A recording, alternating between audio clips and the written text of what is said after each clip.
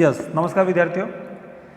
B first year के छात्र हैं, उनका बहुत बहुत स्वागत मेरे YouTube चैनल पर। मैं योगेश कलाल आपके सामने आज जो टॉपिक लेके आया हूँ, मानव भूगोल बुक है हमारी सेकंड पेपर। उसमें हम आज जो टॉपिक पढ़ने वाले वो है ग्रामीण अधिवासों में घर। ठीक है, घर, मकान या ग्रह, ये एक ही बात है, घर मकान। ठीक है, अंग्रेजी में जैसे बात करते हैं हम रूम, कमरा। ठीक है, चलो हम बात करते हैं, आगे टॉपिक पर होते हैं। ग्रामीण अधिवासों में घर, मकान, ग्रह ये हमें क्यों आवश्यक होते हैं।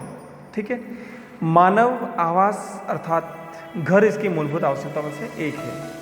अगर जिसके पास घर नहीं होता है तो सबसे पहले इंसान के एक ही काम रहता है, वो है घर बनाना, आवास बनाना। ठीक है ये मूलभूत आवश्यकताओं में से एक आवश्यकता है। अगर जैसे हम बात करते हैं रोटी, कपड़ा और मकान, ये तीनों चीज़ों के बिना इंसान क्या होता है, अधूरा होता है। हर इंसान इन तीन चीज़ों की भी पूर्ति करना चाहता है। चलो सक्षम हो जाने के बाद वो कुछ भी करे वो अलग बात है, लेकिन ये तीनों चीज़ बहुत ही ज़रूरी है, रोटी, कपड़ा और मकान। ठीक है, एक वह क्या करता है, दिन भर परिश्रम विश्राम के लिए क्या करता है, कहाँ आराम करेगा, वो अपने घर पर आराम करेगा, विश्राम करेगा। ठीक है, व्यक्तिगत जीवन यापन हेतु मनुष्य को घर के निर्माण की आवश्यकता होती है। क्या होती है, मनुष्य को घर की आवश्यकता होती है। अगर हम पुराने ज़माने की बात करेंगे तो कुछ देशों में मकान आदिम प्रकार के जैसे होते हैं, जैसे घास फूस के झोपड़े भी होते हैं, नवपाषाण युग में जो पाए जाते थे। वर्तमान में जैसे कुछ देश हैं, जैसे फिजी है, न्यू गिनी है, भारत व अन्य क्षेत्रों में मिलते हैं। आंगन युक्त बहुत बड़ा थोड़ा परिवर्तन हो गया है जो पाए जाते हैं। ठीक है, दक्षिण भारत में जो झोपड़े पाए जाते हैं, टोड़ा के झोपड़े। दक्षिणी फ्रांस फुट द गोम गुफाओं में पाए जाने वाले मकानों के प्रतिरूप होते हैं। ये ऐसे जो मकान होते हैं वो कम से कम 5200 ईसा पूर्व हसीलकर टर्की में पाए जाते हैं। ठीक है, कुछ मकान ईंटों के बने हुए हैं, कुछ अलग प्रकार से बने हुए हैं। इटली की ट्राली और अफ्रीका के पीरू के मधुमक्खी के झोपड़े, ये एक एग्जाम्पल है। मतलब इस प्रकार से ये आवास पाए जाते हैं। ठीक है, अब हम आगे बात करेंगे ग्रामीण अधिवासों में मकान की आवश्यकता किस प्रकार है। ठीक है, ग्रामीण अधिवासों में मकान की जो आवश्यकता है, अब मकानों की आवश्यकता वास्तव में क्यों होती है, तो सबसे पहले नंबर एक बात आपके स्क्रीन पे दिख रहा होगा, व्यक्तिगत आवश्यकता। कौन सी आवश्यकता, व्यक्तिगत आवश्यकता। ठीक है, व्यक्तिगत आवश्यकता में क्या हो गया, आवास मानव की व्यक्तिगत आवश्यकता की पूर्ति करता है। क्या करता है, आवश्यकता की पूर्ति करता है। आवास से ही मानव के लिए अंतर्गत निजी क्षेत्रीयता का भाव उत्पन्न होता है। मतलब अपना खुद के अपना सुरक्षा महसूस करने के लिए मानव जाति में इसे निजी आवश्यकता अर्थात निजी क्षेत्र में व्यवधान या बाधा पड़ने से बचने के लिए क्या करता है, तो वो अपना एक व्यक्तिगत निजी मकान बनाता है रहने के लिए। ठीक है, दूसरे नंबर की बात करेंगे हम, वो है जैविक आवश्यकता। हर इंसान को एक आवश्यकता होती है जैविक, मतलब अपना जीवन यापन में, जैसे उसको सोना है, निंद्रा आराम करना है, विश्राम करना है, यौन क्रिया करनी है, खान पान, प्रजनन आदि जो चीज़ें जुड़ी होती है वो उसको आवास के अंदर ही कर सकता है। ठीक है, आवश्यकता की पूर्ति के लिए जैसे आवास उनके लिए आवश्यक है। शारीरिक एवं मानसिक परिश्रम के पश्चात यानी बाद में थकान को दूर करने के लिए तो वो क्या करेगा, इंसान उस घर में आराम करेगा, विश्राम करेगा। थकान को मिटाने के लिए वह व्यक्ति जैसे ट्रेन, बस, हवाई जहाज, कार्यालय, कुर्सी पर भी सो सकता है। लेकिन यौन क्रिया हेतु प्रजनन के लिए उसको क्या करना पड़ेगा, एक उसको आवश्यक अपना घर ही होगा।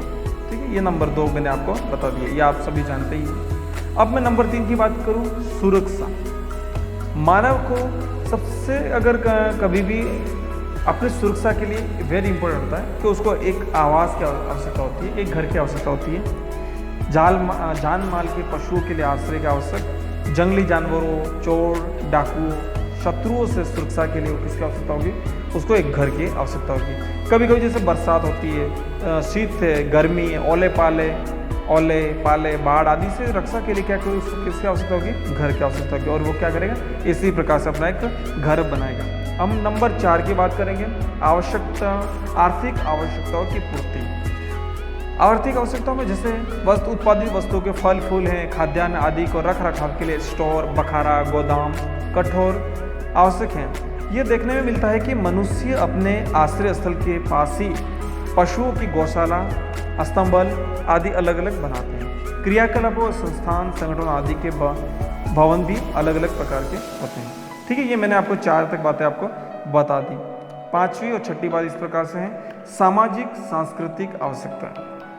ठीक है, देखो अगर सामाजिक की बात करेंगे हमें स्कूल, कॉलेज हैं, विद्यालय, कला है, भवन, पंचायत घर, चिड़ियाघर, मंदिर, मस्जिद, सिनेमा घर, नाट्यशाला आदि के लिए भवन भिन्न भिन्न प्रकार के होते हैं। ठीक है, अलग अलग प्रकारों के आपने भवन देखे होंगे। ये सामाजिक सांस्कृतिक दृष्टि से है। अब हम बात करेंगे प्रशासनिक एवं राजनीतिक दृष्टि से। अगर प्रशासन के जो भी कार्य होते हैं, न्यायालय होते हैं, नगर पालिका, नगर निगम, विधानसभा, संसद, सचिवालय, किला या गढ़ या राजभवन, राष्ट्रपति भवन, प्रधानमंत्री आवास, ये जो होते हैं आपने देखे होंगे। ठीक है, कभी कभी आपने पुराने हिसाब से अगर देखें तो मैं जैसे गढ़ होते हैं, किले होते हैं, ठीक है, ये अपने अपनी आवश्यकता अनुसार बनाते हैं। भिन्न भिन्न आकार प्रकार के होते हैं, ऊंचाई वाले भी होते हैं। ठीक है, अब जैसे मैं आपको कुछ बातें इसको वापस दोहरा लेता हूँ ताकि आपको समझ में आ जाएगा। जैसे ग्रामीण अधिवासियों में मकान की आवश्यकता क्यों किस प्रकार से होती है? व्यक्तिगत आवश्यकता है। नंबर 2 है जैविक आवश्यकता है। नंबर 3 सुरक्षा। नंबर 4 आर्थिक आवश्यकता की पूर्ति। नंबर 5 सामाजिक सांस्कृतिक आवश्यकता। नंबर 6 प्रशासनिक एवं राजनीतिक आवास। ठीक है, ये मैंने आपको इतने बातें बताई। अब मैं जो नेक्स्ट जो क्लास लेने वाला हूँ वो आपकी होगी ग्रामीण अधिवासों में मकान को प्रभावित करने वाले कारक। ठीक है, तो ये आप थोड़ा सा एक बार पढ़ लेना तो आपको फिर समझ में आसानी से आएगा। ठीक है, मैं जो ये कारण होंगे वो मैं आपको नेक्स्ट क्लास में आपको बताऊंगा। आज की हमारी क्लास यहीं तक। ठीक है, नोट्स बनाते रहिए, पढ़ते रहिए। धन्यवाद।